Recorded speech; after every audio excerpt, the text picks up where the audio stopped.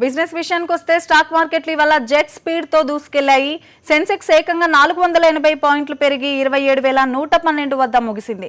ఇక నిఫ్టీ 139 పాయింట్లు లాభపడి 8,114 వద్ద క్లోజ్ అయింది.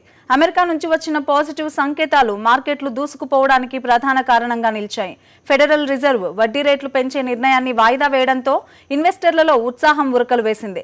ఫెడ్ కనుక వడ్డీ రేట్లు పెంచితే ఇండియా లాంటి దేశాల నుంచి నిధులు అమెరికాకు ప్రవహిస్తాయి. ఇప్పుడు ఈ భయం తొలగిపోవడంతో మార్కెట్లో జోరుగా కొనుగోలు జరిగాయి. మరోవైపు చైనా ఇండియాలో వచ్చే 5 ఏళ్లలో 1,20,000 కోట్ల పెట్టుబడి పెట్టేందుకు సిద్ధమని ఆ దేశ అధ్యక్షుడు జీ జిన్పింగ్ చెప్పారు. ఈ మేరకు 2 దేశాల మధ్య ఒప్పందం కూడా కుదిరింది. ఈ అంశం కూడా మార్కెట్లో ర్యాలీ రావడానికి కారణమైంది.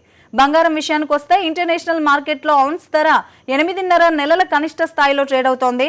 ప్రస్తుతం $1,222గా ఉంది. ఎంసీఎక్స్ లో 10 గ్రాముల బంగారం ధర $250 నష్టపోతూ 26,660కు సమీపంలో కొనసాగుతోంది.